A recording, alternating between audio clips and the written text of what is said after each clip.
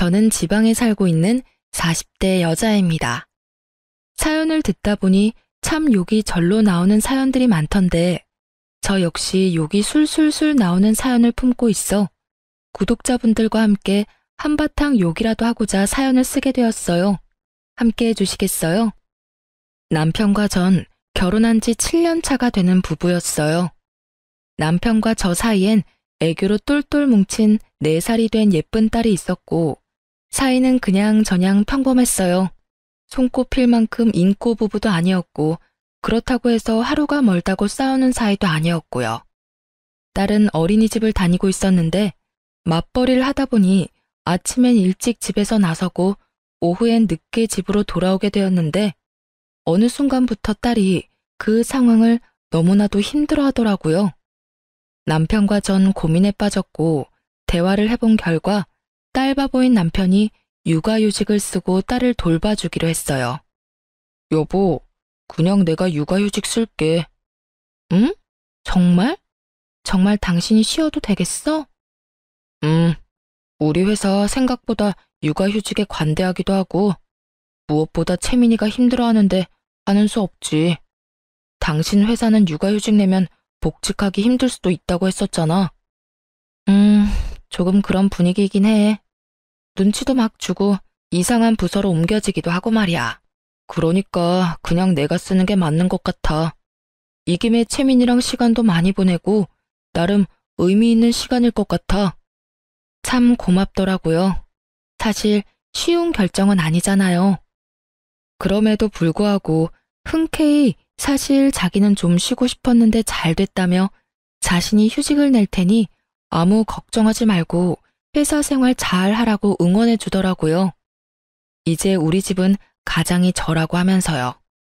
그렇게 남편의 희생 덕분에 딸은 눈에 띄게 밝아지기 시작했고 전 가정을 위해 힘든 결정을 내려준 남편에게 고마워 주말엔 더욱 남편과 아이를 위해 저의 모든 시간과 에너지를 쏟아부었어요.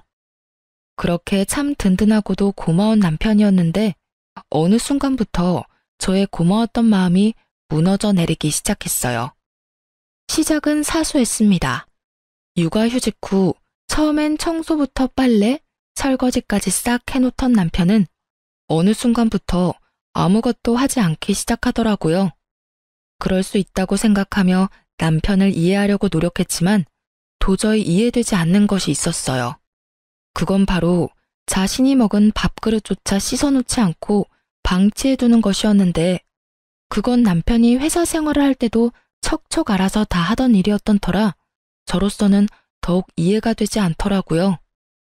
남편이 휴직을 한다고 해서 딸이 어린이집을 나가지 않는 것도 아니고 다 해놓은 국에 반찬에 밥만 퍼서 먹고 그 그릇 정도야 씻을 시간이 충분할 텐데 그마저도 하지 않는 건 해도 너무한다는 생각이 들었어요.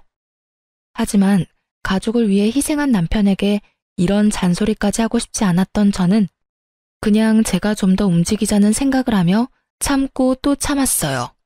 그러던 어느 날 퇴근을 하고 집으로 갔더니 집이 엉망진창도 그런 엉망진창이 또 없더군요.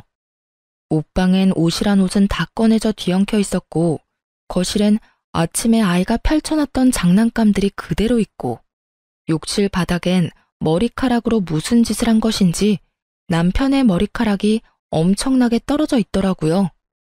거기서 끝이 아니었어요. 주방 싱크대엔 아침에 먹은 그릇들과 온갖 음식물들이 그대로 쏟아져 있었고 식탁 위엔 점심때 끓여 먹은 라면 냄비와 그릇, 김치통이 고스란히 올려져 있었어요. 폭격을 맞은 집안꼴에 저는 분노가 끓어오르고 있었고 남편과 딸은 집안 어디에도 없었어요. 전 남편에게 전화를 걸어보았지만 돌아오는 것은 안내 멘트 뿐이더군요. 받지 않는 전화를 수없이 걸어대는 것도 잠시 전 집을 정리하기 시작했고 끝나지 않을 것만 같던 집도 차츰차츰 정리가 되어갔어요. 정리를 끝낸 후 욕실 청소를 하는 김에 몸도 씻고선 나왔고 그 모든 걸 마쳤는데도 남편과 딸은 돌아오지 않더라고요. 전 다시 남편에게 전화를 걸었지만 여전히 남편은 전화를 받지 않았고 그쯤 되니 화보다는 걱정이 되기 시작했어요. 경찰에 신고라도 해야 하나? 밖에 나가서 찾아봐야 하나? 온갖 생각이 머릿속을 오가는 그 순간 남편과 딸이 들어서더라고요. 두 사람의 표정은 저와는 상반되게 밝았고 전 안도감과 함께 다시 화가 끓어오르기 시작했어요. 일단 전 눈에 잠이 가득한 딸을 씻기고 재우고 난 후 침대에 누운 남편에게 이야기를 좀 하자고 했어요. 여보, 자? 나랑 이야기 좀 해. 무슨 이야기? 아유, 나 피곤해. 내일 이야기해, 내일. 당신만 피곤해? 나도 피곤해.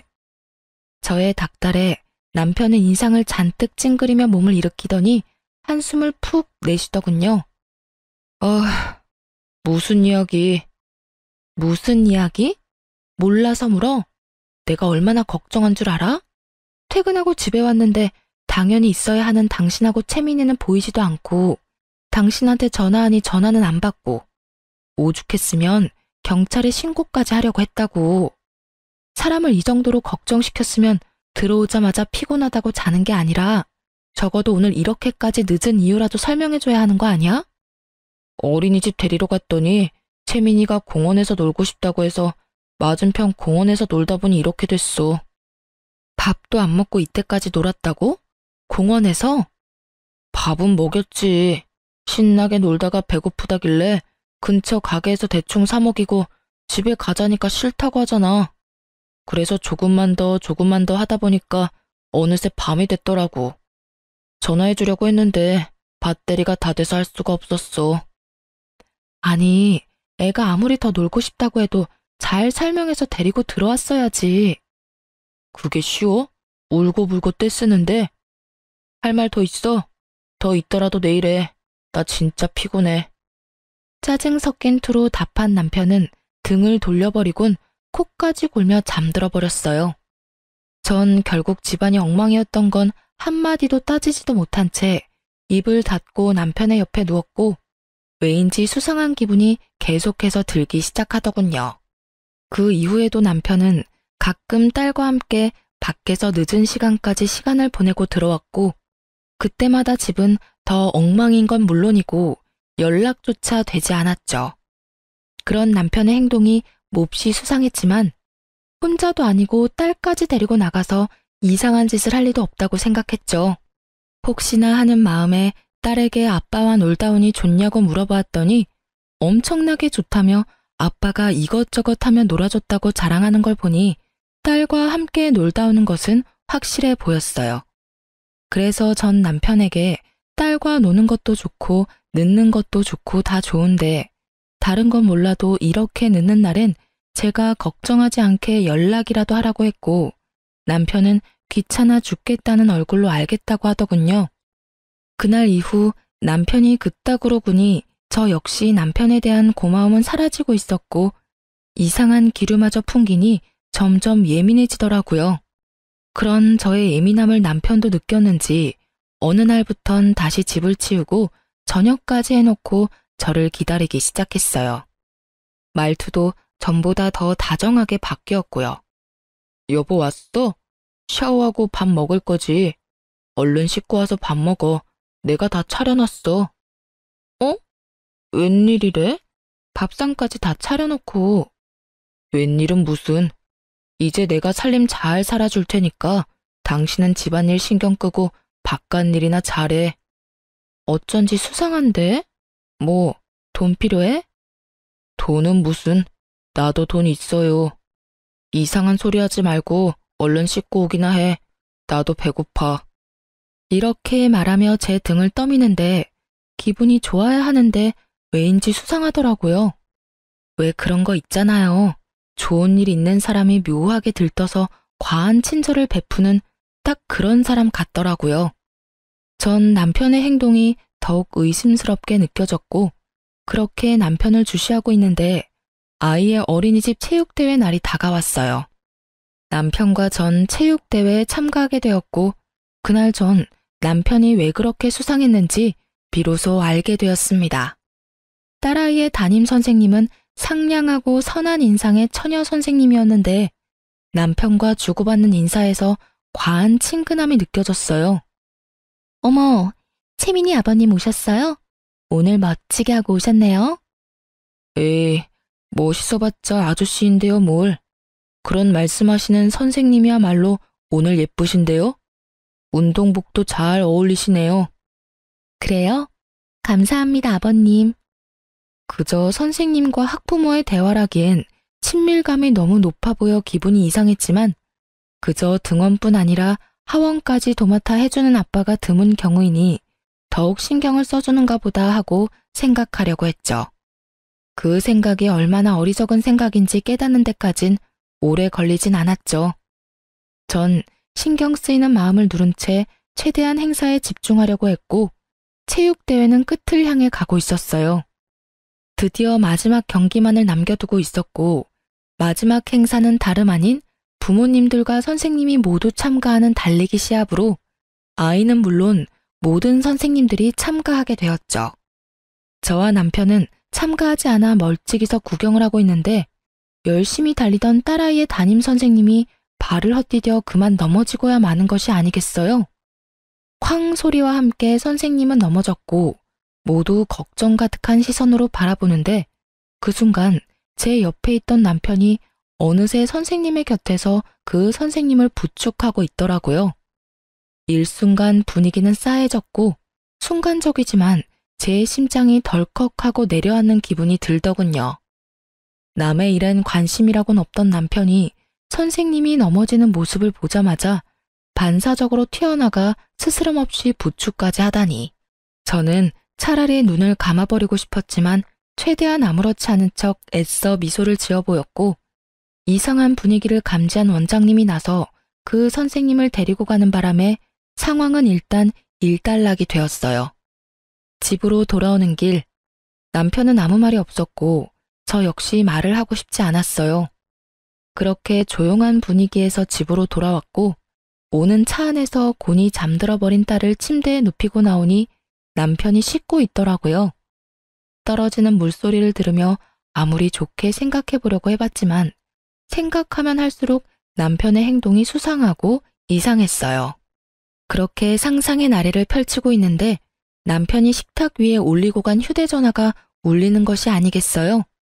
전화를 건 상대방은 다름 아닌 딸아이 담임 선생님이었고 감사 인사라도 전하려고 그러나 하고 전화를 받으려는 순간 물기도 제대로 닦지 않은 남편이 어느새 저에게 다가와 휴대전화를 낚아채더니 화를 내기 시작하더라고요.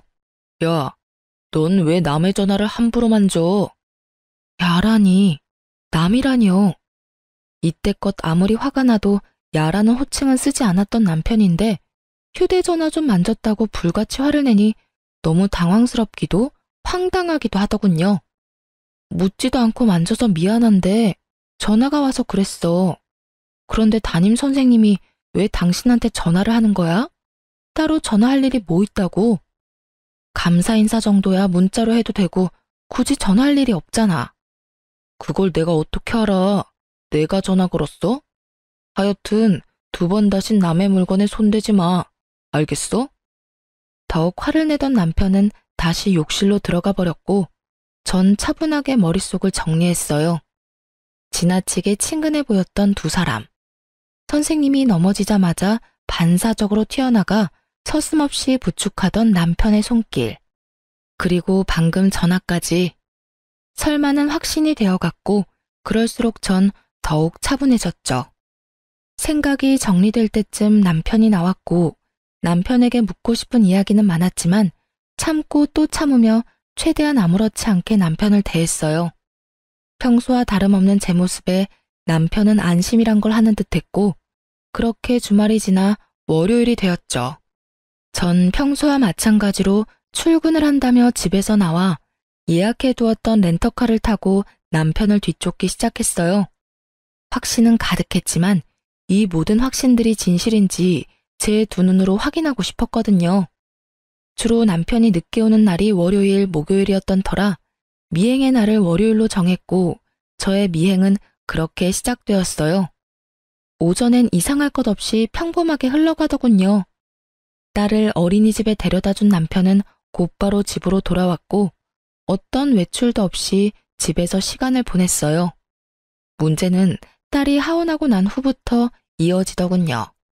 딸이 하원을 하고 난 후 어린이집 놀이터에서 놀던 두 사람은 선생님이 퇴근할 시간에 맞춰 서둘러 차를 타고 출발하는 거 아니겠어요? 그렇게 출발한 차는 어린이집이 보이지 않을 거리에 멈춰섰고 어디선가 나타난 선생님이 그 차에 자연스럽게 타는 것을 보게 되었죠. 그 뒤로 이어진 상황들은 경악스러움의 연속이었어요. 딸은 아무것도 모른 채 그저 아빠와 선생님이 놀아주니 행복해 보였고 두 사람은 마치 부부처럼 아이의 시선을 피해 손을 잡고 당당하게 외도를 저지르고 있더라고요. 모든 것을 제 두 눈으로 확인하던 그 순간 그때서야 남편의 행동이 다 이해가 되기 시작했어요. 어린이집에서 운행하는 버스를 태워서 등하교 시키는 것이 더 편할 텐데 굳이 본인이 딸의 등하교를 시키겠다고 우기고 나선 것부터 해서 넘어진 상간녀를 불이 나게 일으켜 세우던 일까지. 그리고 옷방이 그리도 엉망이 된 것도 딱 맞아 떨어지더라고요. 그때의 제 심정은 정말 말로 설명할 수 없는 기분이었어요. 제 예상이 모두 맞아 역시 그럴 줄 알았다 싶다가도 정말 남편이 다른 사람도 아닌 아이의 담임 선생님과 외도를 저지르고 있었단 사실이 믿기지 않더군요.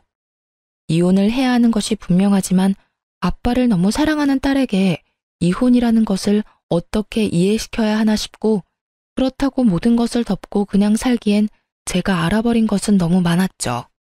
두 연놈의 다정한 모습을 찍은 사진들을 몇 번이고 되돌려보며 고민 또 고민했지만 결론은 이혼이 답이라는 것이었어요. 결론이 나자 머리가 맑아졌고 전 증거 수집에 박차를 가했어요. 남편의 블랙박스가 정말 대박 중에 대박이더군요.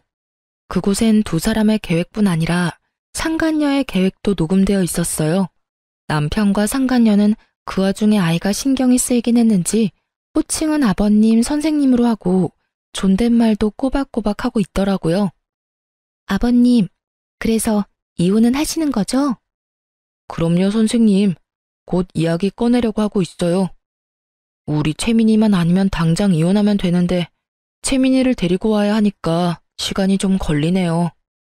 제대로 된 약점이라도 잡아야지 양육권을 가지고 올 수 있을 텐데 그게 쉽지는 않네요.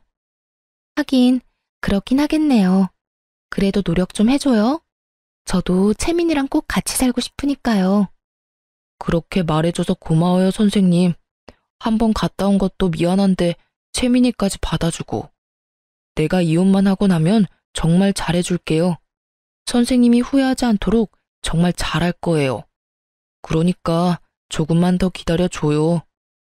거북하기 짝이 없는 대화가 오가고 이내 남편은 화장실을 간다며 차에서 내리고 상간녀가 자신의 엄마와 통화를 하기 시작했어요. 엄마. 괜찮아. 잠시 화장실 갔어. 채민이? 채민이도 같이 있지. 피곤했는지 아까부터 자. 결혼? 일단 좀 기다려봐. 이혼을 해야 결혼을 하든 말든 하지. 채민이 정말 키울 거냐고? 내가 미쳤어? 내가 애를 왜 키워? 그것도 남의 새끼를. 그 사람이 워낙 딸을 예뻐하니까 일단 키운다고 말만 하는 거지. 그래야 이혼을 할 거 아니야. 일단 이혼시키고 결혼하고 나면 임신부터 서둘러서 하고 뱃속에 애 핑계대면서 채민이 시댁에 보내버릴 거야. 들킬 일 없다니까. 그 여자 눈치라고는 없어서 체육대회 때 그런 일까지 있었는데도 아무것도 모르고 있다고 하더라니까. 심지어 내가 그이한테 전화한 것도 다 봤는데도 여전히 모른다고 하던데? 그러니까 그런 걱정은 하지도 마. 엄마 어린이집엔 피해 안 가도록 우리가 알아서 할 테니까. 엄마는 그저 어린이집 어떻게 확장할지 그 계획이나 잘 세우세요. 알고 보니까 그의 능력만 좋은 게 아니라 집도 잘 살더라니까. 내가 시집가서 아들 하나만 딱 낳아주면 게임 끝이라니까. 그래. 그러니까 엄마는 아무 걱정하지 말고 어린이집 계획이나 잘 세우세요. 나한테 물려줄 어린이집 잘 키워달라고요. 그이 온다. 이만 끊어? 참 대단한 여자더라고요. 유부남 꼬셔서 이혼시키는 것도 뻔뻔하다 싶은데 애까지 뺏어가다뇨. 심지어 그 애는 바로 시댁에 버릴 계획까지 세우고 있다니. 거기다 명색에 어린이집 원장이라는 여자는 자기 딸을 말리기는커녕 이 미친 계획을 돕고 있었다니 정말이지 제대로 난년이긴 하더라고요. 그 뒤로는 굳이 들어보지 않아도 뻔했기에 더는 듣지 않았어요. 이미 다스릴 수 없을 만큼 화가 나 치가 떨려왔고 남편도 남편이었지만 상간녀만큼은 절대로 용서할 수 없는 지경이었어요. 전 확실하게 하기 위해 며칠에 걸쳐 증거들을 더 모았고 변호사를 만나 상담까지 마쳤어요. 모든 준비가 끝난 후 전 딸과 함께 친정으로 가기로 했죠. 여보, 그동안 고생 많이 했어. 애 보느라 살림 사느라 힘들었지? 내가 채민이 데리고 친정에 가서 며칠 지내다 올 테니까 자유 남편 좀 해. 오랜만에 친구도 좀 만나고 술도 마시고 간만에 자유를 좀 누려. 진짜? 며칠이나 있다가 올 건데? 나 정말 쉬어도 돼? 그럼 정확히 날짜는 모르겠는데 이틀은 일단 있지 않을까? 아무튼 푹 쉬어. 당신이 생각하는 것보단 오래 있다가 올 거야. 제 말에 남편의 얼굴엔 웃음꽃이 피었고 전 입이 귀에 걸린 남편을 뒤로한 채 친정으로 와버렸어요. 친정에는 진작 상황을 설명했던 터라 저와 딸을 반겨주셨고 부모님들 덕분에 전 이혼에만 집중할 수 있었어요. 남편은 저의 예상대로 상간녀를 집에 불러들였고 모든 장면을 홈 CCTV를 통해 지켜보고 있었습니다. 자기야, 나왔어. 여기가 자기 집이야? 그럼 내 집이지. 와, 진짜 좋은데? 우리도 결혼하면 이렇게 좋은 집에서 사는 거야? 이거보다 더 좋은 집에서 살아야지. 그 여자 맨몸으로 내쫓고 여기보다 더 좋은 집에서 자기랑 나랑 채민이랑 행복하게 살자. 그래. 우린 정말 행복하게 살 수 있을 거야. 내가 그렇게 만들어줄 거거든. 그나저나 그 여자는 웬일로 채민이까지 데리고 친정에 갔대?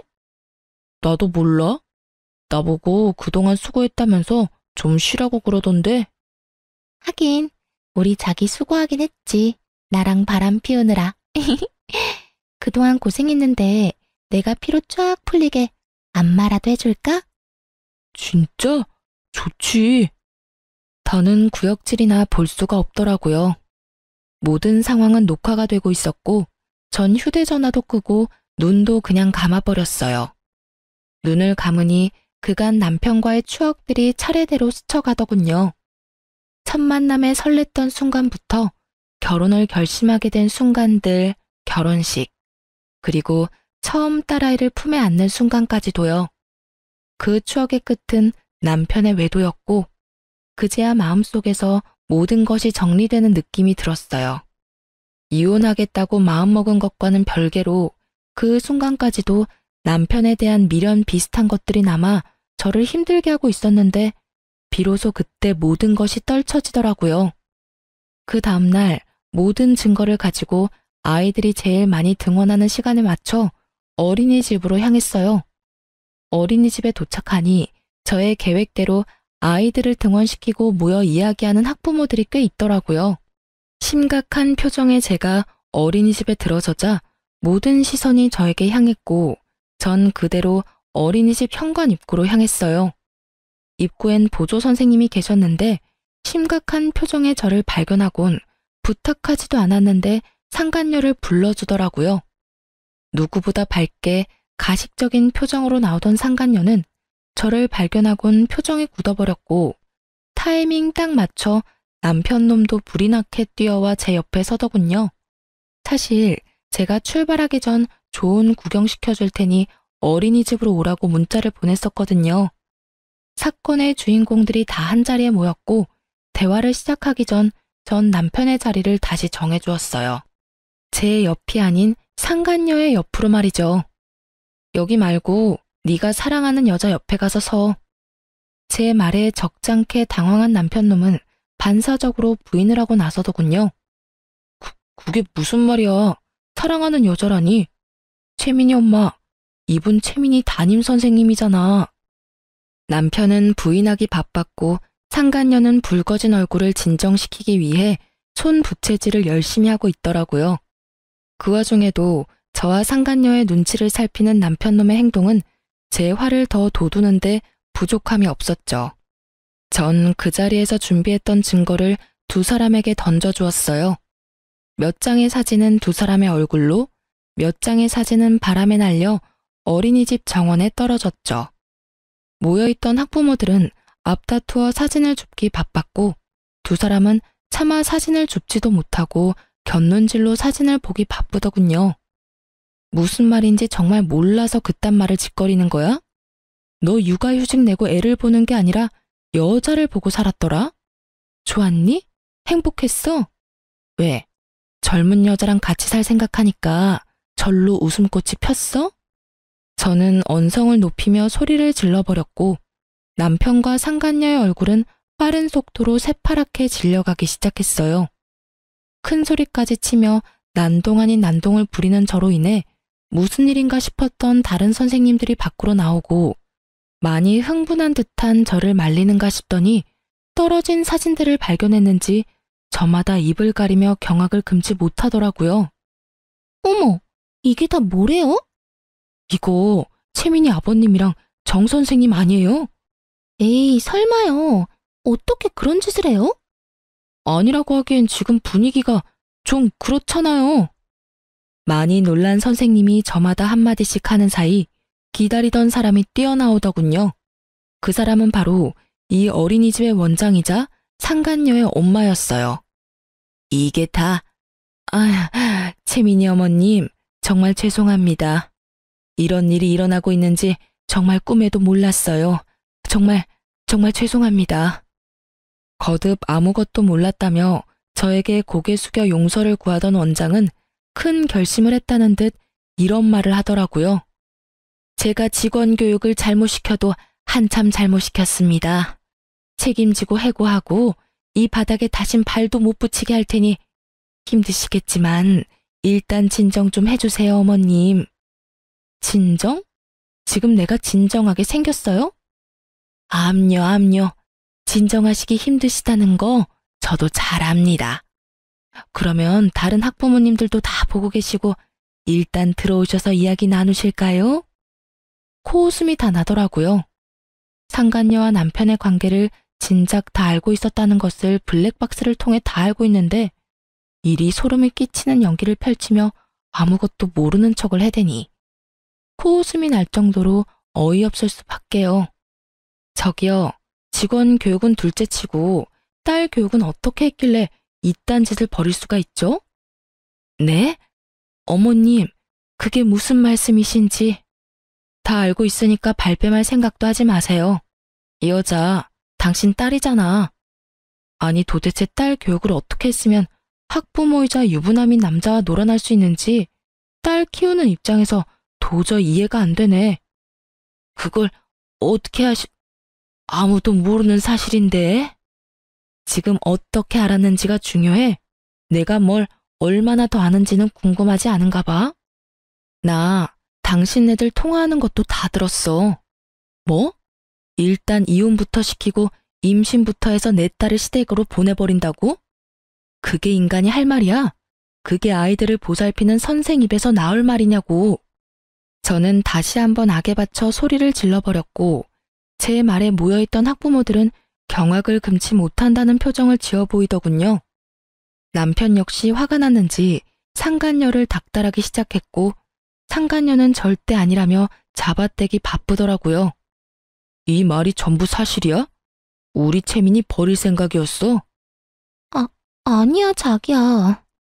상간녀의 입에서 나온 자기라는 단어는 다시 한번 구경하고 있던 학부모들의 탄성을 자아냈고 상간녀는 그 모든 것이 상관없다는 듯 말을 이어나가기 시작했어요.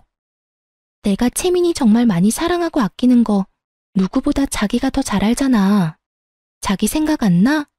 내가 어떨 땐 채민이 엄마보다 더 채민이를 사랑하는 것 같다며. 그런 내가 채민이를 버리다니 다 거짓말이야. 나 믿지? 날 믿어야 해. 상간녀의 혼신의 힘을 다한 연기에 남편은 의심 가득한 눈초리로 저를 봤고 이런 상황을 예상했던 전 휴대전화를 꺼내 옮겨놓았던 파일을 틀어주었죠. 상간녀가 통화하는 목소리가 울려 퍼지고 상간녀의 민낯을 알아버린 남편은 충격에 빠진 듯 그대로 주저앉아 버리더군요. 그런 남편에게 전 한마디 던져주고 충격의 도가니가 된 어린이집을 빠져나왔습니다. 그래도 얼마나 다행이니? 채민이에 대한 마음은 거짓이었어도 널 사랑하는 마음만큼은 진심이라고 하니. 그러니까 채민이는 포기하고 젊고 예쁜 여자랑 잘 먹고 잘 살아봐 어디. 얼마나 잘 살지는 잘 모르겠지만 말이야. 그렇게 집으로 돌아온 저는 남은 짐을 싸고 있었어요. 그렇게 한참 짐을 싸고 있으니 남편과 상간녀 그리고 원장까지 차례대로 집으로 들어오더라고요. 줄지어 들어온 세 사람은 저의 눈치를 살피더니 모두 제 앞에 무릎을 꿇고 앉아 빌기 시작했어요. 어머님, 두 사람 헤어지기로 했습니다.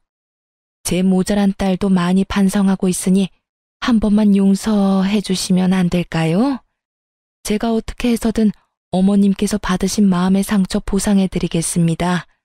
원하시는 방법으로 그게 뭐든 어떻게 해서든 보상할 테니 학부모님들겐 모든 것이 오해였다고 거짓말 좀 해주시면 안 될까요? 이렇게 부탁드릴게요. 손이 발이 되게 빌던 원장은 상간녀의 팔을 툭 하고 쳤고 원장의 닭달에 상간녀 역시 싹싹 빌며 이어 말하기 시작했어요. 어머님, 제가 잠시 미쳤었나 봐요. 애들한테 치이고 일도 힘들다 보니 절대 채민이 아버님 만나는 일 없을 겁니다. 맹세할 수 있어요. 못 믿으시겠다면 각서까지 써드릴 수 있어요, 저. 상간녀의 말이 끝나자 기다렸다는 듯이 남편 놈이 말을 하기 시작하더군요. 그래 여보, 우리 정말 헤어졌어. 다신 이 여자랑 만나는 일 따윈 없도록 할 테니 제발 이웃만은 이야기하지 말아줘. 이번 한 번만 당신이 용서하고 넘어가주면 내가 정말 죽을 때까지 잘할게. 그러니까 제발 한 번만 그냥 넘어가주라. 내가 이렇게 빌게. 정말 눈물 없이 들을 수 없는 반성들이더군요. 어쩌면 그렇게 예상에서 한치도 벗어나질 않는지. 듣는 내내 지겨워서 하품을 크게 하는 바람에 눈물이 다 났지 뭐예요? 전 목이 빠져라 제 대답을 기다리는 세 사람을 향해 답을 해주었어요. 원장님, 어떤 보상을 어떻게 해줄 생각인지는 잘 모르겠는데 전 보상 같은 거 필요 없어요. 억만금을 가져다 준다고 한들 난도질 당한 마음이 멀쩡해지겠어요? 그러니 그 되지도 않는 잔머리 그만 굴리세요. 전 보상이 뭐든지 간에 절대로 다른 학부모님들한테 거짓말할 생각도 해명할 생각도 없으니까요. 제 말에 원장은 절망스러운 표정으로 저를 바라보며 다시 설득을 해보려 입을 뗐지만 그런 원장의 눈을 외면하고 상간녀를 똑바로 보며 말했어요. 넌 이 남자하고 헤어질 필요 없어. 네? 그게 무슨 말씀이세요? 헤어질 필요가 없다뇨. 말 그대로야. 내가 이 남자 너 줄 테니까 그냥 가져. 네가 데리고 살라고. 그렇게 사랑한다고 해놓고 헤어지긴 왜 헤어져? 그냥 둘이 행복하게 잘 살아봐. 단, 넌 다신 선생질하며 살 생각은 하지도 마. 혹시나 어디에서 또 선생질하고 있다는 소문 들리는 날엔 지구 끝까지 너 쫓아가서 학부모하고 놀아난 더러운 년이라고 온 동네에 소문 내줄 테니까. 꼭 그렇게까지 하셔야겠어요? 제가 헤어진다고 하잖아요. 다신 만나지 않겠다고요. 네가 헤어지고 다신 안 만난다고 하면 이때껏 너희 둘이 만나왔던 일이 없던 일이 되니? 그리고 네가 헤어질 테니 나보고 다시 저 새끼랑 살라고 부탁하면 내가 바람까지 피운 더러운 놈이랑 다시 붙어 살아야 해? 이게 어디서 부탁이라고 하면서 명령질이야. 명령이 아니라 정말 간곡하게 부탁드리는 거예요. 저 정말 다시는 이 사람하고 만나는 일 없을 테니 두 분 살고 말고 하는 건 알아서들 하시고 제 앞길만 막지 말아주세요. 제발 부탁드릴게요. 저 아직 나이도 어리고 앞길도 창창한데 그런 소문을 내시면 앞으로 전 어떻게 살아요? 넌 인제야 눈물이 나니? 난 이제 눈물이 말랐는데 말이야. 네가 유부남 꼬셔서 이 집에서 좋다고 행복감에 젖어 있을 때 난 말이야, 피눈물을 흘렸어. 그러니 네 인생 망가지는 것쯤은 네가 감당해. 망가진 내 인생도 나 혼자 감당하고 있는데 내가 네 인생까지 신경 쓸 틈이 있겠어? 상간녀는 흐느끼는 소리를 내며 펑펑 울기 시작했고 전 그런 상간녀를 외면한 채 마지막 남편에게 말했습니다. 당신이 제일 어이없어. 그거 알아? 뭐? 이딴 짓까지 해놓고 이혼만은 이야기하지 말라고? 머리에 총 맞았니? 그렇지 않고서야 어떻게 그런 말을 나한테 할 수가 있어. 일을 이 지경까지 만든 사람이 누군데? 난 무슨 일이 있어도 너 같은 인간이랑은 못 살아. 이혼은 무조건 할 거고 채민이는 당연히 내가 키울 거야. 여보. 그 더러운 입으로 여보라고 부르지도 마. 소름 끼치니까. 아, 내가 채민이는 보여주긴 할 건데 그 역시 내가 정할 거고 만날 수 있는 횟수도 많진 않을 거야. 그 정도는 감당해야 하지 않겠어? 제 말이 끝나자 세 사람은 저마다 할 말이 많아 보였지만 전 짐을 챙겨 집에서 나와 친정으로 와버렸고 친정까지 찾아오는 건 겁이 났는지 더는 쫓아오진 않더군요. 전 친정에서 부모님의 도움을 받으며 이혼과 함께 상간녀 소송을 진행했고 그 과정은 정말 길고도 험했습니다. 하지만 과정이 힘들었던 만큼 제가 원하는 결과를 얻게 되었고 무엇보다 양육권을 지킬 수 있게 되어 참 다행이었어요. 이혼을 하고 난 후 해당 어린이집은 원장 딸이 학부모와 놀아났다는 소문이 빠르게 퍼져 1년도 안 되어 문을 닫게 되었고 더러운 소문에 휩싸였던 어린이집이라 선뜻 맡겠다는 사람이 나타나지 않는다고 하더군요. 그 덕에 원장은 그 비싼 월세를 울며 겨자 먹기로 내야만 했고 어린이집을 연 지 1년도 채 되지 않았던 터라 투자금도 회수하지 못한 채 문을 닫게 된 원장은 거의 알거지 신세가 되었다는 소식을 들을 수 있었어요. 상간녀 역시 업계에 소문이 다 퍼져 취업이 어려울 것이라고 하고요.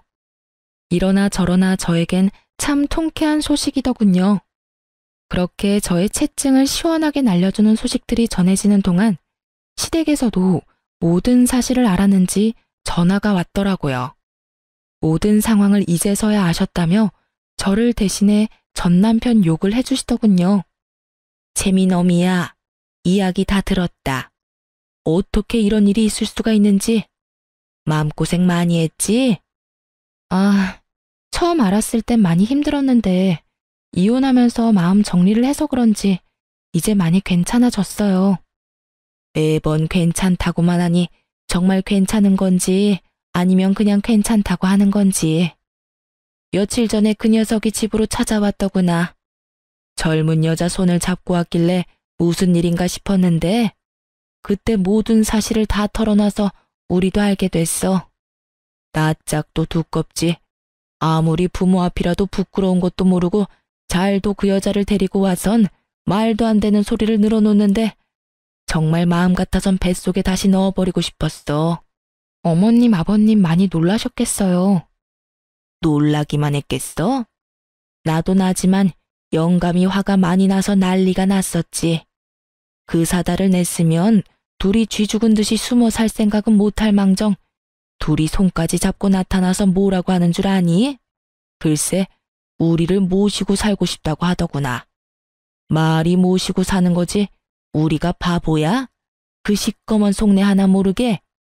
모시고 살면서 제 아비 재산이나 야금야금 축낼 생각이 훤히 보이는데 내가 정말 기가 다 막혔단다. 그래서 난 물 한 바가지를 퍼다 부어줬고 영감은 연을 끈차고 으름장을 놔버렸어. 아휴, 우리도 이렇게 속이 문드러지는데 네 속은 어땠겠어? 전 이제 정말 괜찮아요. 어머님, 아버님이 더 속상하셨겠어요. 자식이라곤 그 사람 한 명인데 그리 영까지 끊어버리시고요. 우린 속이 다 시원하다고 했다. 그깟 자식 없는 걸로 치고 사는 게 차라리 나아. 그딴 놈 끼고 살아봤자 노후에 대접이나 해주겠어? 짐짝 취급이나 하겠지. 그러니 우리 걱정은 말고 너나 잘 살아. 평소에도 딸을 복덩이라고 부를 만큼 아이를 사랑해 주셨던 시댁이었던 터라 다른 것도 아닌 전 남편의 외도로 인한 이혼은 시댁에서 용납할 수 없는 짓이었죠. 추악한 꿍꿍이를 가지고 합가하려고 했지만 그 자리에서 모진 수모를 겪고 쫓겨났다는 이야기를 들을 수 있었죠. 그러면서 저를 위로해 주시는데 그제서야 눈물이 나더라고요. 그렇게 한참을 울고서야 전 감사의 마음을 전하고 전화를 끊을 수 있었어요. 합가의 꿈마저 허공에 날려버린 전 남편은 저희가 살던 집을 처분해 저에게 위자료를 주고 남은 돈으로 작은 집을 얻어 상간녀와 함께 살고 있다고 하더군요. 하지만 그조차도 전 남편이 바라던 삶의 모습은 아닌 듯 했어요. 한 번은 딸 때문에 어쩔 수 없이 전 남편과 함께 밥을 먹어야 하는 날이 있었는데 저의 손을 잡더니 이런 말을 다 하더라고요. 나 그 여자랑 도저히 못 살겠어. 그래서 하는 말인데 당신이 나 좀 다시 받아주면 안 될까? 나 말고 채민이 봐서라도 마음 한 번만 돌려주라. 응? 이 무슨 어이없는 말인지 모르겠더라고요. 아이를 생각한다는 인간이 아이의 선생과 바람이나 가정을 산산조각은 내놓고 이제 와서 아이를 들먹이며 재결합을 하자니요. 거기에다 이혼 후 반성하며 혼자 사는 것도 아닌 버젓이 다른 여자와 살림을 차려놓고선 이제와 받아달라고 애원하는 꼴이라니. 정말 기가 막히더군요. 전 남편의 말을 듣자마자 재빨리 전화기를 꺼내 상간녀에게 전화를 걸었고 이 모든 사실을 빼놓지 않고 그대로 상간녀에게 전해줬어요. 여보세요? 지금 당신과 함께 사는 남자랑 만나서 밥을 먹고 있는데 이 인간이 글쎄 당신 같은 여자랑 도저히 못 살겠다고 다시 받아달라고 애원하네요? 혹시 합의된 상황인가요? 이런 저의 행동을 보던 전 남편은 제 휴대전화를 거칠게 빼앗아 소리를 지르며 화를 내더군요. 너 이게 뭐 하는 짓이야? 아무리 그렇다고 해도 그 여자한테 전화를 하면 어떡해? 너 미쳤어? 전 남편의 고성에 딸은 놀라 울기 시작했고 전 그런 딸을 품에 안고 달래며 전 남편에게 단단히 경고해 주었어요. 또다시 그런 말도 안 되는 소리를 짓거렸다간 그 여자랑 삼자대면이라도 하게 될 테니 두 번 다신 헛소리할 생각도 하지 마. 이렇게 말한 저는 자리를 떠버렸고 그 후론 예상치 못한 소식이 들려왔어요. 그 소식은 상간녀와 전 남편의 소식이었는데 저의 전화로 시작된 두 사람의 불화는 사그라지기는커녕 점점 커져만 갔고 결혼식까지 올린 두 사람은 1년도 채 되지 않아 이혼을 하게 되었다고 하더군요. 이혼을 하며 상간녀에게마저 위자료를 뜯긴 전 남편은 더욱 작은 집으로 옮겨갔고 상황이 어려워지자 그렇게 사랑한다던 딸의 양육비마저 들어오지 않기 시작했어요. 때마침 딸은 전 남편이 소리를 지르며 악을 쓰던 모습이 뇌리에 박혀버렸는지 전 남편과 만나는 것을 힘들어하기 시작했죠. 이혼을 할 당시 양육비를 주지 않으면 딸과 만나지 못할 거라는 각서를 썼던 터라 잡음 없이 전 남편에게 보여주지 않게 되었고 전 남편 역시 찾아오는 일은 없었어요. 그렇게 사랑한다고 하루라도 못 보면 죽을 것처럼 굴더니 힘들어지니 바로 딸부터 버리는 꼴이. 한심하면서도 참 그 인간 말종에게 잘 어울리는 짓거리라고 생각했네요. 그렇게 완전히 전 남편과의 연을 끊어버린 전 딸과 함께 아주 잘 지내고 있습니다. 이혼 직후 친정에서 지내던 저희 모녀는 얼마 전 친정에서 가까운 곳으로 집을 얻어 딸과 함께 살아가고 있어요. 혼자 아이를 키운다는 것이 생각보다 더 힘든 일이지만 딸의 밝은 미소를 보면 그 어떤 어려운 일이라도 충분히 해낼 수 있을 것만 같아요. 얼마 전엔 전 남편이 양육비를 주지 않고 있다는 소식을 들으셨는지 전 시어머니에게서 연락이 와 만나게 되었어요. 어머님이 저희 딸을 꼭 안아주시며 손녀와 한참을 이야기 나누시더니 저에게 통장을 하나 내미시더라고요. 재미너미야, 이거 바꿔라. 이게 뭐예요, 어머님? 이거 채민이 통장인데 언제부터 만들어 놓고선 이제서야 주는구나. 채민이 통장이요? 그래, 우리가 채민이한테 미리 주는 유산이야. 너한테 주는 거 아니고 채민이한테 주는 것이니 행여나 돌려줄 생각은 하지 말고 그냥 받아두거라. 전 주신 통장을 열어보았고 그 안엔 생각보다 꽤 큰 금액이 들어있더라고요. 재민이 아빠가 양육비도 못 주고 있다는 이야기를 이제서야 알게 되었단다. 혼자 감당하는 게 쉬운 일이 아니었을 텐데. 넌 그런 일이 있었으면 진작 연락을 했어야지. 하긴 네가 그런 일로 연락할 사람 같았으면 이혼할 때 진작 우리한테 연락해서 한몫 크게 받아갔겠지. 어찌 그리 욕심이 없어? 네가 힘들다고 했으면 우리가 진작 나서서 도왔을 텐데. 생각하시는 것처럼 힘들지 않았어요. 위자료 받은 것도 있고요. 위자료 해봤자 얼마나 한다고. 잔말 말고 받기나 해. 어머님, 이건 너무 많아요. 제가 웬만하면 채민이 앞날 생각해서 그냥 받으려고 했는데 이건 너무 과해요. 그냥 이거 넣어두시고 제가 너무 힘들어서 안 되겠다는 생각이 들면 그때 연락 드릴게요.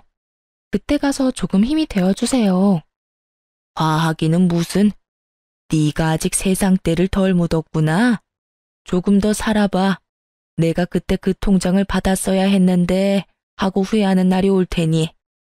그때 가서 후회하지 말고 줄 때 감사합니다 하고 받으렴. 네가 말하는 그때까지 우리가 살아있을지 죽었을지 누가 알겠어? 우리 같은 늙은이들 언제 어떻게 될지 모르는 거고. 정신이라도 멀쩡할 때 우리가 직접 너한테 전해주고 싶어서 그래. 그러니 이 늙은 어미손 부끄럽게 하지 말고 냉큼 바꿔라.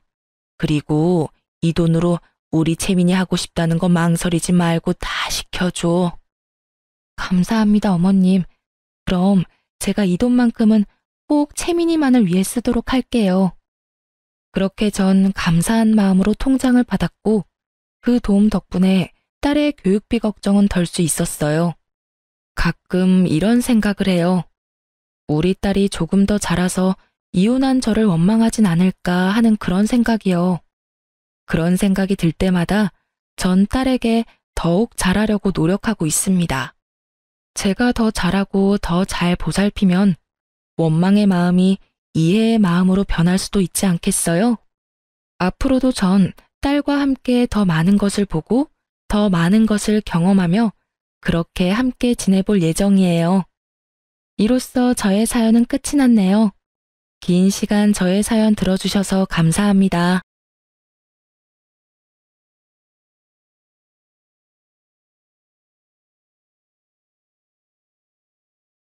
안녕하세요.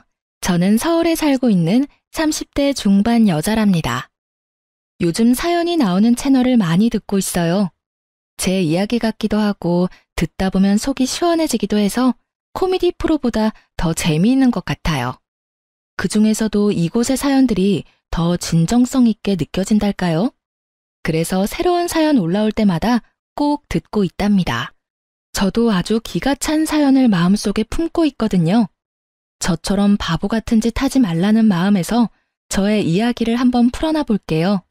재미있게 들어주세요. 저는 20대부터 인터넷 쇼핑몰을 해서 꽤 성공을 했어요. 남들보다 좀 빠르게 자리를 잡아서 지금까지도 종목을 바꿔가면서 여러 업체를 운영하고 있죠. 제가 처음에 의류 쇼핑몰을 해서 지금도 나이보다 좀 화려하게 입고 다니는 편이에요.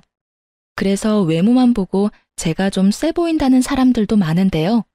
사실 전 일만 하느라 연애도 잘 못해서 쑥맥에 가까웠죠. 제 외모만 보고 남자들이 다가오는 경우도 별로 없었고요. 그러다 아는 지인이 초대해줘서 사업가 모임에 가게 됐는데 그곳에서 남편을 처음 만나게 됐어요. 외모가 제 스타일이어서 제가 첫눈에 반했나 봐요. 알고 보니 부동산 관련 사업을 하는데 저보다 나이가 10살이나 많더라고요. 외모로는 그렇게 많아 보이지 않았는데 내심 놀랐어요. 알고 보니 우리 겹치는 지인이 많네요. 저도 요즘 부동산에 관심이 많아서 그런데 종종 만나면서 정보 좀 주세요. 그럼요. 혜영 씨처럼 예쁜 분이라면 언제든지 환영입니다. 제 전화번호 드릴게요. 그 뒤로 지인들과 다 같이 보기도 하고 제가 연락해서 둘이 만나 저녁을 먹기도 하고 오빠 동생 할 정도로 친해졌는데요. 사실 제가 관심이 있어서 일방적으로 연락한 건 맞아요. 그땐 왜 그렇게 남편이 멋있어 보였는지 지금도 참 미스터리네요. 그런데 남편은 초반부터 저한테 선을 긋기 시작하더라고요. 난 너보다 나이도 한참 많고 연애하기 좋은 남자도 아니야. 밤낮 없이 바빠서 만날 시간도 별로 없고 연락도 잘 못해. 이제 나이가 있어서 그런지 그렇게 연애에 열정도 없어. 네가 나한테 호감 있는 거 알아서 미리 말해두는 거야. 나도 엄청 바쁘고 연락 자주 하는 거 싫어해요. 난 우리가 참 잘 맞는 것 같은데. 우선 부담 없이 만나봐요. 만나서 얘기해보면 남편은 진짜 세상 돌아가는 것도 잘 알고 재테크 정보도 넘쳐나더라고요. 사업에 대해서 자신감 있는 모습을 보며 야망 있는 남자처럼 보여서 더욱 빠져들었던 것 같아요. 그 모습이 닭깡통이라는 걸 알기 전까진 말이죠. 저의 적극적인 대시로 우여곡절 끝에 사귀게 되었는데요. 제가 은근히 결혼 얘기를 꺼낼 때면 남편 얼굴이 확 굳어지더라고요. 오빠는 나랑 그렇게 결혼하기가 싫어?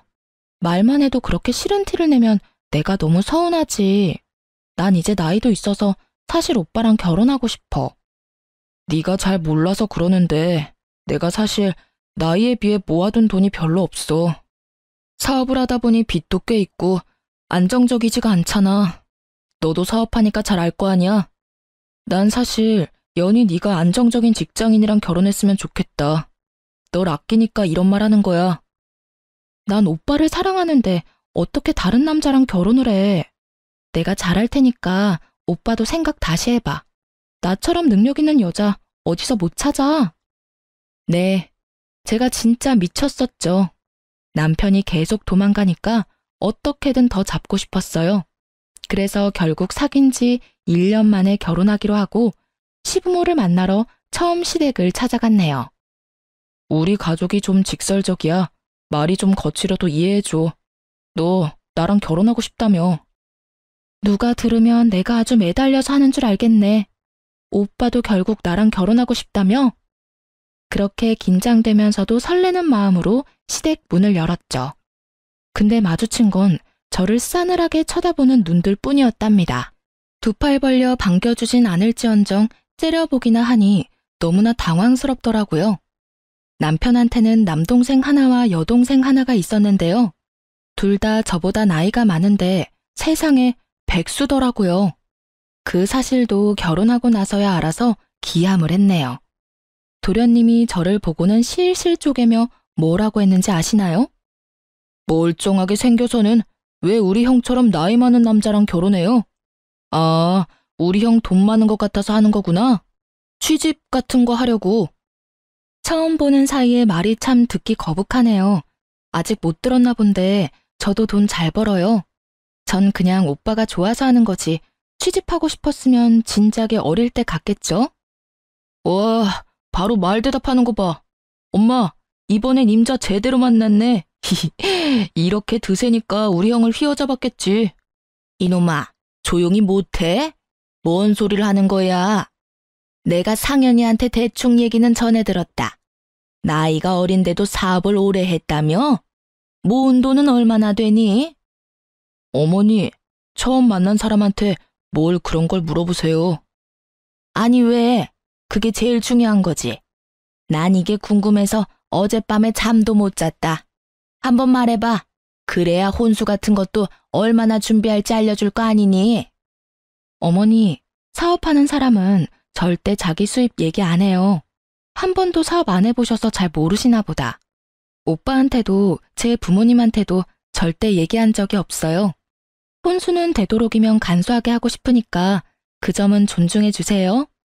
어머 얘 진짜 말 무섭게 하네. 난 밍크코트는 꼭 받아야 되니까 그건 줘야 돼. 니네 예물은 너네가 알아서 해라. 그럼 난 명품백. 난 큰 것도 안 바래. 작은 걸로 사줘.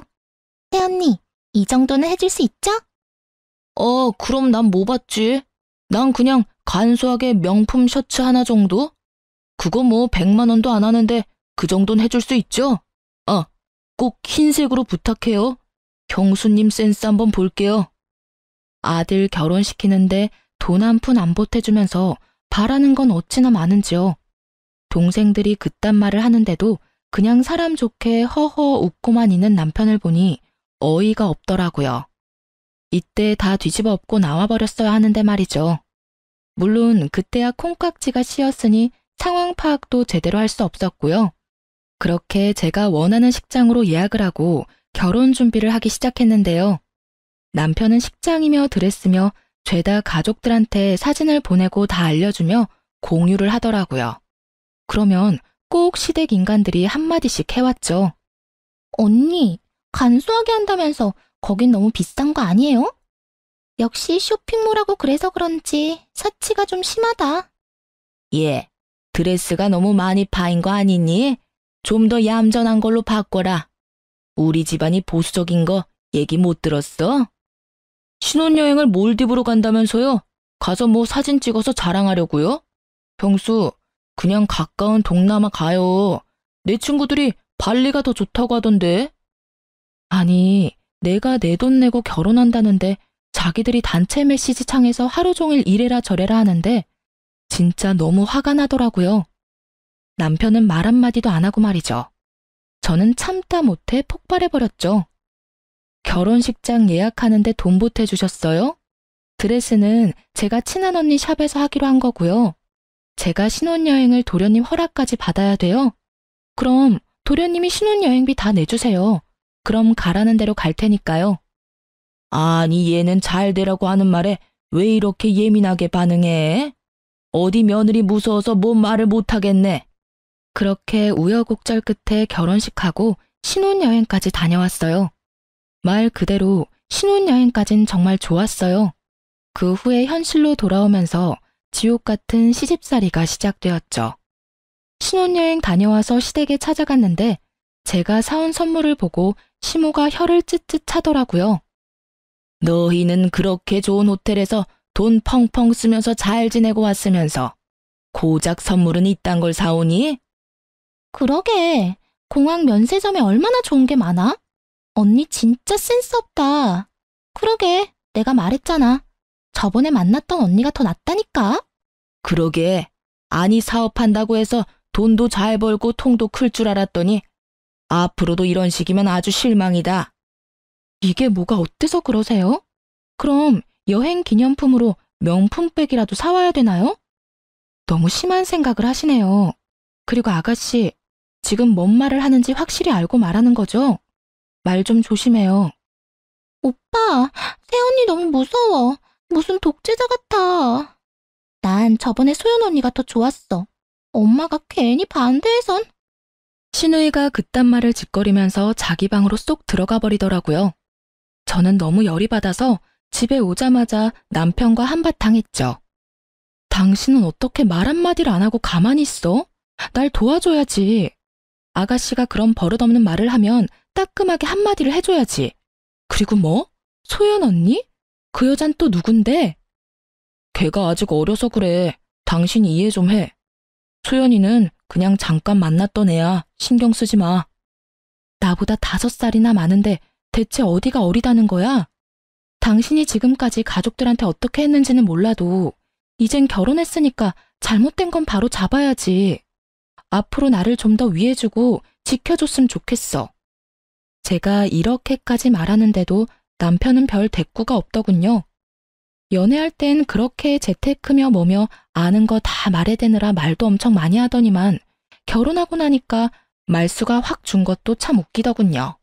앞으로 어떻게 할지 계획도 좀 세웠으면 좋겠는데 몇 달이 지나도 생활비를 어떻게 낼지 제대로 말이 없더라고요. 제가 말하면 그때 돈을 조금씩 주는 식으로 하니까 계속 말하기도 너무 불편하고 돈 관리에 대해 계획을 세워야 할 것 같았죠. 우리 생활비는 어떻게 할지, 돈은 어떻게 모을지 얘기를 좀 해봐야 되지 않을까? 그때그때 필요한 거 얘기하면 내가 입금해 줄게. 난 여지껏 우리 가족들한테도 그렇게 했거든. 난 한 달에 얼마 낼지 딱 정해서 썼으면 좋겠어. 안 그럼 흥청망청 돈 다 쓰게 되잖아. 근데 내가 사실 말 못한 게 있는데 우리 가족 생활비를 내가 다 내고 있거든. 근데 액수가 좀 돼. 4명 생활비니까. 뭐? 시부모님은 그렇다 쳐도 시동생들은 나이가 몇인데 당신이 생활비를 대준단 말이야. 내가 이상하다고 생각했는데 설마 둘 다 백수야? 상민이는 얼마 전에 일 관뒀고 상아는 적성에 맞는 게 없다고 아직 취직한 적이 없어. 내가 좀 벌다 보니까 생활비 대준 게 벌써 20년이거든. 그래서 당신이 생활비 줄이라고 할까봐 걱정이야. 한 달에 500 드리는데 생활비 줄이면 어머니가 난리 나실 거야. 뭐? 500? 당신 한 달 수입이 얼만데 그렇게 많이 들여? 앞으로 우리 돈 모아서 집도 사고 아기 낳고 그래야 되는데 500은 너무 많아. 아, 네가 이렇게 나올까봐 내가 말을 못한 거야. 당신도 많이 버니까 생활비는 당신이 달라는 대로 내가 줄게. 반반씩 내자. 대신 내가 우리 집에 주는 건 눈 감아줘. 이건 진짜 어떻게 할 수가 없는 문제야. 남편이 어찌나 완강하게 나오는지 진짜 기가 탁 막혔어요. 그 후로도 몇 번 말을 꺼내봤지만 아예 말도 못 꺼내 막아버리더라고요. 어쩔 수 없이 시댁 생활비는 제가 받아들이게끔 만들어버리더군요. 그동안 시집 식구들이 하는 걸 봐서 충분히 예상은 하고 있었고 그냥 터치 안 하기로 했어요. 제가 그렇게 한번 이해하고 넘어갔으면 더 이상 저를 건드리면 안 되는데 말이죠. 얼마 후 주말에 저 혼자 집에 있는 걸 알고는 시모가 집으로 오라고 급하게 전화를 했었죠. 뭔 큰일이 났나 싶어서 가봤거든요. 거실에 4명이 쭉 둘러앉아 저를 가운데 앉히더니 말도 안 되는 얘기를 떠들기 시작하더라고요. 이 얘기는 상현이한테 말하지 마라. 내가 내 친구들한테 들었는데 다들 며느리한테 따로 용돈을 받는다고 그러대. 맞아. 엄마, 내 친구들도 다 시부모님한테 용돈 드리더라. 돈 없으면 단돈 10만 원이라도 꼭 드리려고 하더라고. 그래요? 내 친구들은 다 부모님 용돈만 드리던데. 아가씨랑 도련님은 용돈으로 얼마나 드리는데요? 난 아직 이직 준비 중인데 여유가 없죠. 형수는 돈을 잘 번다면서요. 친정 부모님 용돈 드릴 거 아니에요. 그럼 이직 전엔 용돈 드렸나 봐요. 얼마나 드렸는데요? 도련님이 드린 만큼은 제가 생각해 볼게요. 아, 새언니. 진짜 까칠하게 군다. 요즘 며느리들은 다 용돈 줘요. 언니는 여유 있잖아요. 엄마가 말 좀 해봐. 그래, 우리 아들이 생활비를 주지만 그걸론 좀 부족해서. 네가 앞으로 상현이한테 말하지 말고 돈을 좀 보태줬으면 좋겠구나. 이걸 어쩌죠? 우리 부모님은 제가 힘들게 번 돈 안 받으신다고 지금도 열심히 일하세요. 저도 너무 드리고 싶은데 돈을 안 받으시더라고요. 그리고 500 받는 게 적으세요? 직장인이 받는 한 달 월급보다 많이 받으시잖아요. 전 오히려 그 돈 너무 많아서 줄여야 된다고 생각해요. 뭐라고? 너 상현이한테 그딴 말 했어, 안 했어? 네가 뭔데 생활비를 줄이라 말아야? 지금 우리 집 풍비박산 내려고 작정했지, 지금? 거봐, 엄마. 내가 관상부터 딱 드세다고 했잖아. 이 결혼 안 된다니까? 난 몰라. 이제부턴 엄마가 알아서 해. 아가씨, 저보다 나이도 많은데 제발 말 좀 가려해요. 백수면서 맨날 비싼 것만 입고 비싼 것만 먹고. 오빠 돈으로 그러고 살면 안 미안해요? 너 시부모 다 했는데 누가 그렇게 큰 소리를 내니? 얘가 진짜 아주 막대 먹었네. 너 당장 무릎 꿇고 잘못했다고 빌어. 시부모 무서운 걸 모르네. 도련님이랑 아가씨야말로 저를 손윗사람 대접해야죠.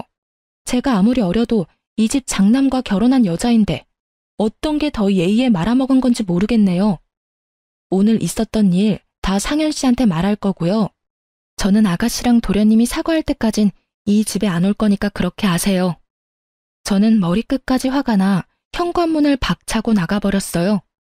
제가 그렇게 나올 진 몰랐는지 남겨진 인간들 표정이 아주 가관이더라고요. 저는 남편이 집에 들어오자마자 속사포처럼 화를 다 쏟아냈어요. 남편은 잠자코 듣고만 있더라고요. 마치 남의 일이라는 듯이 무심한 표정에 순간 맥이 탁 풀렸죠. 내가 말하는 거 듣고 있는 거 맞아? 왜 내가 당신 집에 가서 그런 취급까지 당해야 되냐고. 무슨 말 좀 해봐. 넌 내가 이제 나이가 거의 50인데 사귀던 여자랑 이런 일 없었을 것 같아? 내가 가족들이랑 안 싸워봤겠냐고. 뭐라고? 그게 지금 나한테 할 말이야? 이제 결혼까지 했고 당신 가족은 나야. 그만 끌려다닐 때라고. 내가 이래서 결혼하는 거 자신 없다고 했잖아. 근데 네가 다 받아들인다고 해서 밀어붙인 거 아니야? 내가 너 이렇게 나올 줄 알았어. 이래서 어린애랑 결혼했으면 안 됐어. 자기, 어떻게 그런 말을 그렇게 서슴없이 해? 나 상처받는 건 생각 안 해? 남편은 한숨을 푹 쉬고는 지난 이야기를 말해주기 시작했죠. 그의 과거는 정말 충격적이더군요. 남편은 2년 전에 정말 사랑했던 여자와 결혼을 하고 싶었다고 해요. 근데 여자가 중소기업에 다니고 가진 게 없다는 이유로 시모가 엄청나게 반대를 했고요. 남편은 가족들과 연락도 끊고 그 여자와 같이 살림까지 차렸다네요. 근데 시모가 죽는다고 하다가 진짜 병원까지 실려갔고 입원까지 하게 되자 결국 남편이 백기를 든 거죠. 여자도 질려서 떠나버리고 남편은 그 후로 그냥 자포자기하는 심정으로 여자인 관심 끊고 살았던 거예요. 시모가 저와 결혼한다고 했을 때 허락했던 건 오로지 제가 돈을 잘 번다는 거 하나 보고 그랬던 거죠. 얼마나 자기 아들을 물주로 보면 그렇게까지 행동할 수 있을지 팔에 소름이 끼치더라고요. 저는 남편이 안쓰럽기도 하고 한편으론 질질 끌려다닌 게 참 한심하기도 했죠. 그렇게 한번 당했으면 이젠 가족들한테 그만 끌려다니고 거리를 둘 줄도 알아야지. 계속 당신이 돈 대준다고 해도 당신 가족들은 고마워하지도 않을걸? 이젠 내가 당신 가족이고 지켜줘야 될 사람이라는 걸 도대체 언제 깨달을 거야? 너도 우리 부모님 겪어봤잖아. 나도 다 해봤고 이젠 포기 상태야. 그러니까 나한테 더 이상 가족하고 싸우라느니 바꾸라느니 그런 말 하지 마. 난 네가 다 받아들인다는 걸로 이해하고 결혼한 거야. 너랑 이렇게 이 일로 또 싸울 줄 알았으면 절대 결혼 안 했어. 난 우리 가족이랑 영 끊을 생각 없으니까 그냥 네가 받아들여. 이렇게까지 말하는 냉정한 남편을 보니 이건 내가 해결할 수 있는 게 아니라는 생각이 딱 들더군요. 제가 아무리 남편한테 하소연을 해도 제 말엔 완전히 귀를 닫고 듣지 않더라고요. 이젠 남편에 대한 정도 딱 떨어지고 이렇게 살아야 될 이유가 저한테는 없더라고요. 저한테 다 받아들이라는데 그럼 결혼 전에 말했어야지. 이제 와서 내가 원했다는 식으로 몰아붙이는 건 정말 비겁한 일이잖아요. 이때부터 진짜 남편과 시댁에 신경 딱 끊고 제 생활비는 제가 내면서 일에만 몰두했어요. 시모나 시누이가 말도 안 되는 메시지 보내도 일절 답장하지 않았어요. 대꾸를 안 해주니 대놓고 본심을 드러내더라고요. 저한테 쇼핑몰 링크를 보내면서 명품백, 고급 화장품, 백화점 향수 등등을 결제해서 시댁에 택배로 보내달라고 명령질까지 하더군요. 하지만 몇 달이 흘러도 제가 꿈쩍하지 않자 답답한 시모와 시누이가 집으로 찾아왔어요. 강하게 나가봤자 저한테 전혀 먹히질 않는다는 걸 깨달았는지 다른 방식을 선택하더군요. 갑자기 제 손을 잡고 얼마나 다정한 척을 하던지요. 내가 많이 생각해봤는데 네가 정말 상처를 많이 받았을 것 같다. 내가 원래 말을 좀 직설적으로 해서 그렇지 그렇게 나쁜 사람이 아니야. 그래요. 언니 우리 이제 그만 풀어요. 이제 한 가족인데 친하게 잘 지내야죠. 평생 보고 살 건데 말이에요. 나도 앞으로 새언니 대접 깍듯이 할게요. 내가 며느리 하나는 잘 만났단 말이야. 얼마나 야무지고 딱 부러지는지 몰라. 얜 아무리 내 딸이어도 걱정이 많이 돼. 항상 물가에 내놓은 애 같아. 혹시 너 일하는데 얘도 같이 일 좀 시키면 안 되니? 쇼핑몰이 힘쓰는 일도 많고 힘들어요. 온실 속 화초 같은 아가씨는 금방 관둘 것 같은데요. 아니요. 나 디자인에 관심 많고 옷도 좋아하잖아요. 나 뭐 디자인 팀장이나 마케팅 담당 이런 거 해볼까? 한번 맡겨봐요. 내가 대박 내줄 테니까. 그렇게 말처럼 쉬웠으면 누구나 다 쇼핑몰 했죠. 저도 오래 하고 있지만 진짜 힘들어요. 그리고 소규모라 팀장 이런 거 없어요. 얘가 사업하는 애라 그런지 아주 거절도 딱 부러진다니까. 그럼 뭐 아는 사람 회사라도 없니? 얘가 백수 탈출을 해야 내가 한시름 덜 것 같다. 이렇게 말한 게 한 번이었을 것 같나요? 저도 사업 오래 하면서 다양한 고객들을 상대했고요. 진상 고객도 참 많이 만났어요.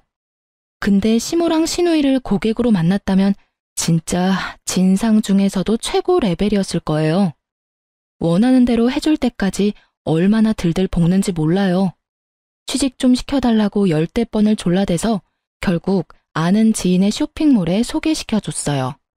지인이 한번 일해보라고 해서 마케팅 일을 하게 됐는데 역시나 한 달도 안 돼서 징징대더군요. 진짜 어떻게 자식을 키우면 저렇게 될까? 신기할 정도였어요. 새언니, 나 고생해보라고 일부러 거기 소개한 거 아니야? 뭔 일을 그렇게 많이 시키는지 몰라. 나 골탕 먹이려고 그런 거지. 아가씨, 그게 무슨 말이에요. 내가 만만치 않을 거라고 했잖아요. 괜찮다고 열심히 해본다고 말한 게 아가씨 아니에요? 아니, 드라마 보면 마케팅 일 하는 사람 다들 폼나던데 이건 맨날 밤낮 자료만 찾으라고 하고 진짜 못하겠어. 새언니가 나 관둔다고 얘기 좀 해줘. 관둘 거면 회사에 직접 말해야지. 무슨 초딩이에요? 그리고 뭐 부탁할 때만 존대하고 마음에 안 들면 어리니까 반말한다. 이건가요? 앞으로 조심해주세요. 일하느라 힘든데 살림도 내가 다 해야 되고 남편은 매달 이런저런 변명해대면서 결국 생활비는 내가 내게 만들고요. 한계에 부딪힌 것 같은 기분이 들었죠. 일이고 뭐고 다 때려치고 숨어버리고 싶었어요. 혼자 있고 싶은 생각이 간절했죠. 지금 생각해보면 이때 심한 우울증이 왔던 것 같아요. 얼마나 시댁 식구 때문에 스트레스가 심했으면 제가 정수리에 원형 탈모까지 왔다니까요. 그러다가 제가 이혼할 결심할 결정적인 사건이 터지고야 말았죠. 남편 사업 때문에 제 명의로 작은 상가를 하나 샀어요. 명의만 제 이름이었고 남편 회사에서 관리하고 임대를 하려고 하는 거였는데요. 그 사실을 들은 도련님이 시부모한테 말을 해서 그쪽 집구석이 뒤집어졌더군요. 제 핸드폰에 불이 나도록 전화가 오기 시작했죠. 제가 받지를 않자 야밤에 집까지 쳐들어왔더라고요. 당연히 너 동생 말이 사실이냐? 제 이름으로 상가를 샀다는 게 진짜야? 아버지, 그건 세금 문제도 있고 회사 사정상 제 이름으로 하지를 못해서 이 사람 이름으로 산 거예요. 아무리 그래도 그렇지 그게 무슨 가방 쪼가리를 사는 것도 아니고 부동산을 사는데 어른 명의로 해야 되는 게 맞지. 아버님, 그 상가 곧 팔거나 임대할 거예요. 저는 잠깐 명의만 빌려준 거예요. 제가 몇십 년 갖고 있는 것도 아니고 창현 씨가 저한테 선물로 사준 것도 아닌데 왜 화를 내시는지 이해가 안 가네요. 얘 말하는 거 봐. 네가 알랑방구 껴가면서 사달라고 했을지 누가 알아? 그런 건물은 당연히 가족 중에서도 어른 명의로 해야 되는 거다. 그러니까 아버님 이름으로 돌려라. 아무리 설명을 해도 벽에 가로막힌 것처럼 답답했는지 남편도 버럭 화를 냈죠. 여러 문제가 있어서 명의는 못 바꾼다고요. 왜 말도 안 되는 걸로 고집을 부려요? 저 피곤하니까 이만 가세요. 얼른 집에 가시라고요. 남편이 시부모를 현관문 쪽에서 밀어서 거의 내쫓다시피 했습니다. 시모가 나가면서도 뭐라고 했는지 아시나요? 그 말 들으면 진짜 기함을 하실 거예요. 너가 얘랑 결혼해서 변했어. 예전 같으면 당연히 우리한테 먼저 말했을 일을 저 여우 같은 게 집안을 아주 쑥대밭으로 만들었다고. 상현이 너 정신 차려라. 그 후로 남편도 대꾸를 안 하니까 저와 남편한테 울면서 전화를 해대고요. 시누이는 시모가 알아 누워있는 동영상을 찍어서 보내고 별 난리를 다 치더군요. 당신이 당신 가족들 진정 좀 시켜 설명을 확실히 하던가. 아님 원하시는 대로 아버님 명의로 바꿔. 나 진짜 지긋지긋해서 못 살겠다고. 당신 가족들 진짜 이상한 거 알아? 아무리 그래도 시부모님한테 당신들 가족들이 뭐야. 말 좀 예쁘게 안 할래? 좀만 더 참으면 잠잠해지실 테니까 기다려. 내가 이런 거 한두 번 당한 줄 알아? 말대꾸하면 더 심하게 하시니까 기다리라고. 그리고 우리 부모님 나쁘게 말하지 마. 제가 스트레스 받아서 밥도 못 먹고 정상이 아닌 걸 아는지 모르는지 무조건 자기 가족 욕하지 말라고 기다리라고만 하는 남편 놈한테도 진절머리가 났어요. 저는 돈동거리는 이 인간들한테 확실한 복수를 하고 이 결혼 생활을 끝낼 결심을 했죠. 저는 직원들한테 사무실을 옮기기로 했다고 하고 한 달씩 유급 휴가를 줬어요. 그리고는 사무실 짐을 대충 빼고 버릴 것 위주로 마구 흩트려 놨죠. 저는 다급하게 남편을 불렀어요. 남편이 제가 우는 소리를 처음 들어서 놀랐는지 한달음에 달려왔더라고요. 여보, 어떡해. 나 완전히 망했어. 도대체 무슨 일이야? 사무실에 집은 다 어디 갔어? 확실히 얘기를 해야 도와줄 거 아니야? 저는 어린애처럼 울면서 혼신의 힘을 다해 연기했죠. 내가 사실 당신한테 말을 못했는데 요즘 사업이 너무 힘들어져서 빚을 많이 졌어. 근데 디자인 도용으로 소송까지 갔다가 그것도 이번에 패소하고 완전히 망해버렸어. 여보, 어떡해? 당신도 힘든데 나 도와줄 수 있어? 아, 그래? 나한테 미리 말을 하지. 난 당신이 생활비도 다 내주길래 사업이 잘 되는 줄 알았지. 빚이 얼마 정도인데? 당신도 요즘 힘든 거 아니까 내가 생활비는 내려고 했지. 빚이 사채까지 써서 20억이야. 뭐? 20억? 사채까지 썼다고? 당신 진짜 미쳤어? 겁을 상실했구나. 남편이 잘 나가는 사업가니까 나도 당신 믿고 사업 좀 크게 벌렸어. 당신한테 20억은 별거 아니잖아. 그치? 내가 당신 사업 규모는 잘 모르지만 나 도와줄 수 있지. 여보, 제발 나 좀 도와줘. 우린 가족이잖아. 그치? 일단 그만 울고 좀 진정해. 해결 방법을 찾아보긴 해야지. 사채업자들이 지금 우리 집도 다 알고 있어. 그니까 나 당분간 친정에 가 있을게. 그래, 좋은 생각이야. 무슨 일 생길지도 모르니까 당분간 집에 오지 마. 저는 속으로 쾌재를 부르며 필요한 짐만 챙겨서 제가 미리 구해둔 오피스텔로 들어갔죠. 지금 친정으로 가봤자 부모님 걱정만 시킬 테니까요. 나이 많은 남자랑 결혼한다고 처음부터 부모님을 걱정시켰던 결혼이어서 보란듯이 더욱 잘 살고 싶었거든요. 결자 해지라고 저 스스로 끝까지 마무리 짓고 싶었답니다. 저는 그 뒤로 3일 동안 남편한테 울면서 도와달라고 전화해서 하소연을 했어요. 남편 가족들한테도 매일 몇 번씩 도와달라고 너무 힘들다고 메시지를 보냈죠. 그것들이 저한테 했던 대로 똑같이 해줬어요. 웃긴 건 뭔지 아시나요? 저한테 한 번도 답장을 안 했다는 거죠.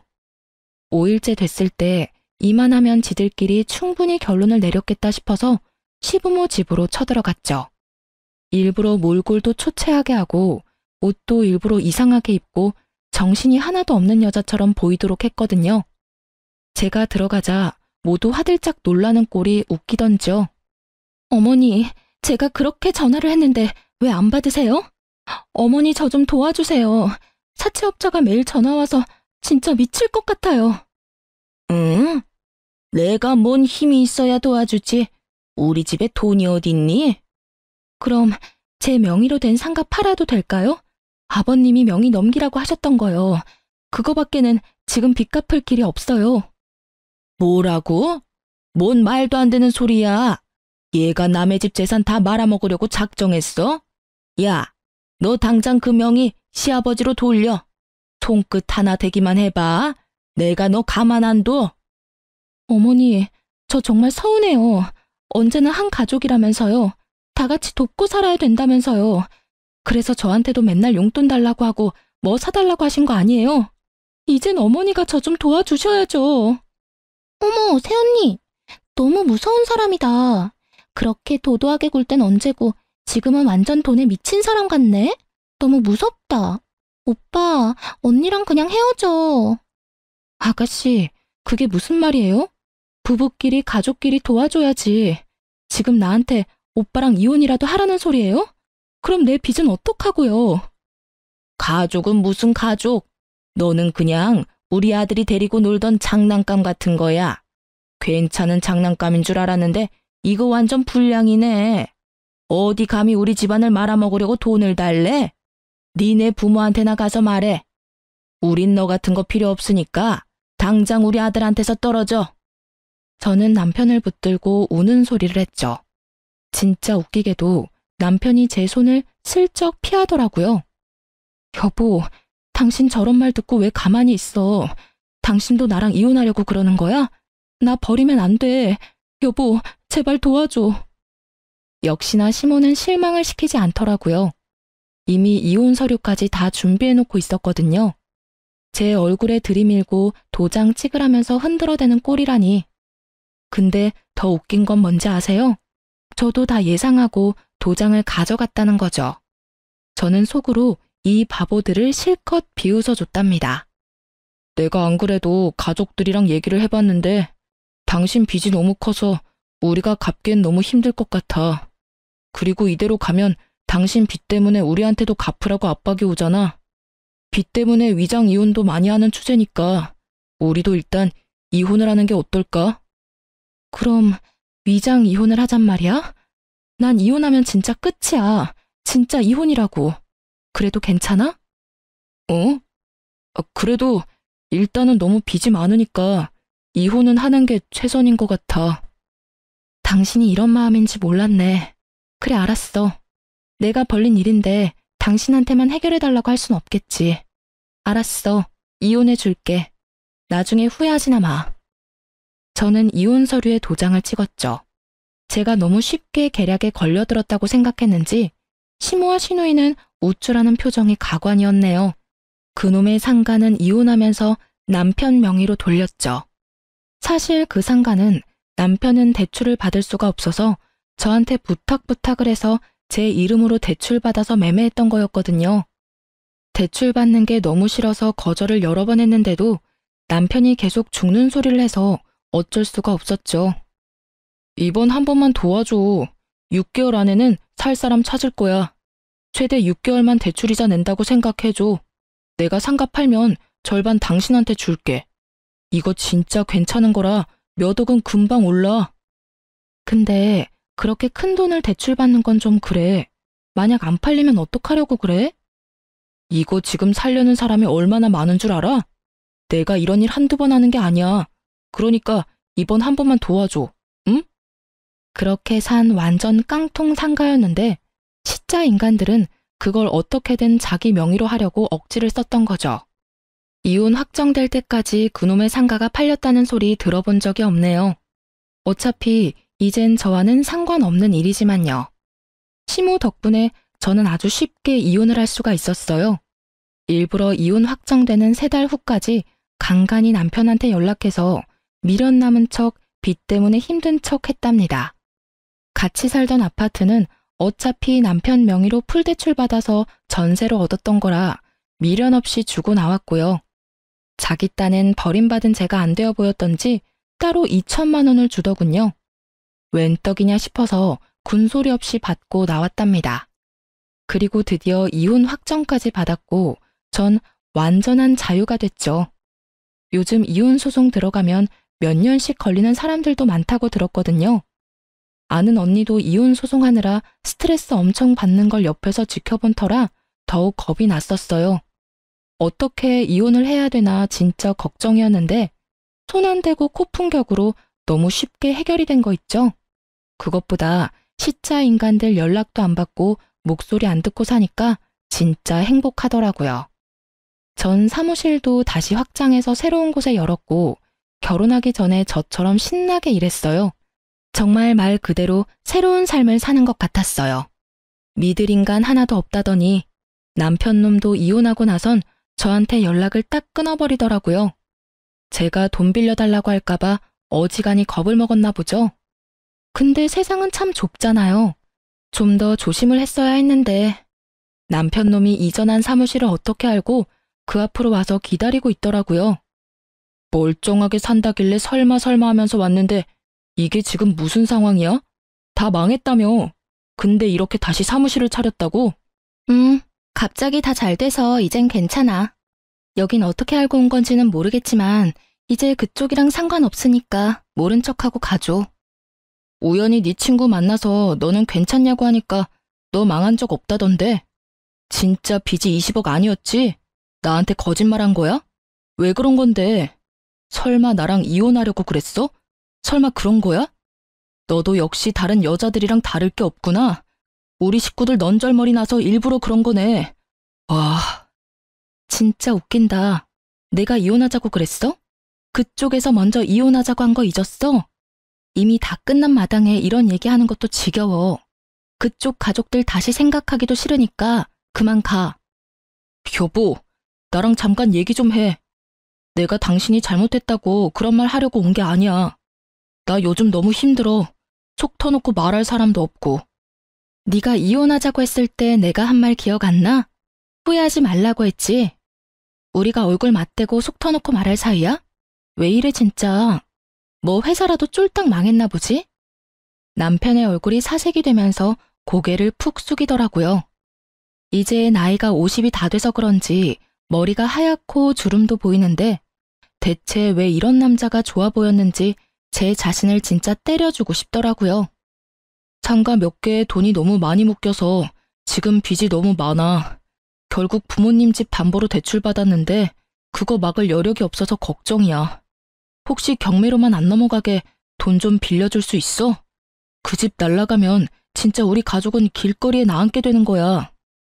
내가 잘못 들은 거 아니지? 지금 나한테 돈을 빌려달라는 거야? 내가 빚 갚는다고 그렇게 사정할 땐 들은 척도 안 했으면서 진짜 나이는 어디로 먹었는지 그렇게 염치가 없어? 이렇게 보면 니네 가족이나 너나 똑같다. 하긴 그 부모의 그 자식 나온 거지. 내가 그쪽 부모만 탓할 게 아니었어. 왜 갑자기 가만히 있는 우리 부모님 욕을 하고 그래? 당신도 나랑 이혼하려고 빚 있다고 수 쓴 거 아니야. 잘못을 따지면 당신이 더 나쁜 여자라고. 난 그쪽이랑 더 이상 할 말 없으니까 다신 찾아오지 마. 또 오면 그땐 경찰 부를 줄 알아. 저는 그놈을 밀치고 사무실로 들어가 버렸어요. 한참을 밖에서 어슬렁거리다가 가더라고요. 그 후로도 몇 번이나 밖에 서 있는 걸 봐서 소름 끼쳤어요. 한동안 직원들에게 재택근무한다고 말해두고 한 달 정도를 사무실에 안 나갔답니다. 이젠 안 찾아오겠지 하고 사무실에 나간 그날에 이번엔 누굴 마주쳤는지 아시나요? 맞아요. 다시는 마주치고 싶지 않은 그 얼굴. 생각만 해도 소름 끼치는 그 얼굴. 시모와 신우이였어요. 항상 얼굴이 번들번들하게 화장하고 다니던 시모가 아주 초췌해진 얼굴로 저를 보자마자 헐레벌떡 달려오는 게 아니겠어요? 모르는 사람이 보면 엄청 반가운 사람 만난 줄 알겠더군요. 제 손을 덥석 잡고는 눈물까지 글썽거리더라고요. 예, 아가야. 내가 널 만나려고 얼마나 기다렸는 줄 아니? 우리 아가 보고 싶었다. 새언니, 오빠한테 얘기 다 들었어요. 망한 거 아니라면서요? 그럼 지금 사업 잘 되고 있는 거 맞죠? 그거면 된 거죠 뭐. 새언니, 제발 우리 좀 도와줘요. 여기가 어디라고 찾아와서 이난동이에요. 당장 꺼져요. 당신들이라면 자다가도 열이 받아서 내가 벌떡 일어난다고. 내가 이혼하라고 그랬던 거는 나도 너무 가슴이 아팠어. 그래도 그 빚을 같이 갚느니 남은 가족들은 살아야 되지 않겠니? 그래도 이렇게 잘 됐다니까 내가 얼마나 마음이 좋은지 모른다. 아가야, 우리 좀 도와다오. 지금 상현이 빚 때문에 우리 집이 날아가게 생겼다. 새언니, 집이 경매 넘어가는 것만 막아줘요. 내가 언니한테 서운하게 했다면 이렇게 빌게요. 내가 앞으로 정말 잘할게요. 그래, 우리 예전 일은 어쩔 수 없었잖아. 지나간 일은 다 잊고 우리 애랑 재결합해서 다시 열심히 상현이 사업 일으켜보자 아가. 시모는 제가 꿈쩍도 하지 않으니까 제 앞에 무릎까지 꿇고 두 손을 싹싹 빌기까지 하더라고요. 하지만 어떻게든 돈을 받아내려는 가증스러운 연기라는 걸 너무나 잘 알고 있었어요. 딱 들어보니까 남편이 제가 사업이 망하려고 했다가 다시 잘 됐다고 둘러댄 모양이더라고요. 저는 코웃음을 치며 말했죠. 내 가족도 아닌데 생판 남의 집이 넘어가든 말든 내가 무슨 상관이에요? 웃겨 정말. 그리고 아줌마가 내 머리 꼭대기에 올라가 있는 것 같죠? 근데 미안해서 어쩐대요? 내가 원하는 대로 아줌마가 움직여준 것 같은데. 시모는 제가 무슨 말을 하는지 전혀 모르겠는지 눈만 꿈뻑거리며 절 바라보더라고요. 난 누구랑 달라서 알 수도 없는 걸 사업이랍시고 대출만 계속 받아대고 돈 돌려막는 짓은 안 해요. 그래서 사업이 망할 일도 없고요. 나 사업 망한 적 없고 빚도 없거든요. 지금도 사업 너무 잘 되는데 미안해서 어째요? 내가 망했다고 하면 이혼시키려고 달려들 걸 너무 잘 알아서 내가 연기 좀 했어요. 어쩌면 예상에서 하나도 안 벗어나고 바로 이혼 서류를 들이미는 꼴이라니. 뭐라고? 그럼 빚진 적이 없단 말이야?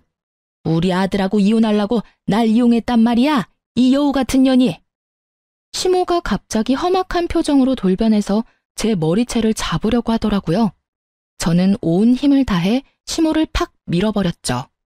시모가 아구구 소리를 내며 떨어져 나가는 걸 시누이가 얼른 잡더라고요. 이게 진짜 보자 하니까 이거 완전 사기꾼 아니야. 그럼 우리는 완전 속인 거야? 어머 기막혀. 우리 오빠 불쌍해서 어떡해? 아이고, 우리 집 완전히 망해버렸다. 저 요망한 게 들어와서 상현이 사업도 망한 거고 이젠 우리 집도 날아가게 생겼다. 다 저 고약한 년 때문이야. 아이고. 시모가 길바닥에서 아주 세상 떠나가라 통곡을 하기 시작했어요. 마침 연락을 받은 전 남편이 딱 맞춰 도착했더라고요. 시모를 마주쳤을 때 바로 달려오라고 메시지를 보내놨거든요. 울고 있는 시모를 본 전 남편 놈이 저를 휙 째려보더라고요. 뭘 째려봐. 그쪽 어머니가 나한테 돈을 달라고 하네? 그러게, 내가 빚 좀 갚아달라고 했을 때 보듬어주면서 도와줬으면 내가 이렇게까지 했겠어? 자기 무덤 자기가 파는 건 줄 모르고 그 나이가 되도록 남 탓만 하는 게 딱하다 딱해. 얼른 그쪽 가족들 다 데려가. 또 나타나면 그땐 법적으로 해결할 거야. 아무리 그래도 나이 드신 어른을 이렇게 대접하면 되겠어? 우리 어머니가 얼마나 급하셨으면 당신한테까지 와서 그런 부탁을 하시겠어. 응? 오늘까지 못 갚으면 집 넘어가. 당장 1억이라도 빌려주면 안 될까? 나한테 돈 맡겨놨어? 그쪽하고 결혼하고 매일 돈 소리 들으면서 사느라 내가 얼마나 스트레스를 받았는지 알아? 그쪽 인생도 참 딱하다. 나이 50대에서 빚이 몇십억에 옆에는 빨대 꽂고 있는 기생충이 몇 명이니? 내가 애정이 남아있을 때 가족들 생활비 좀 줄이고 사업 좀 그만 벌리라고 했을 때 말을 들었어야지.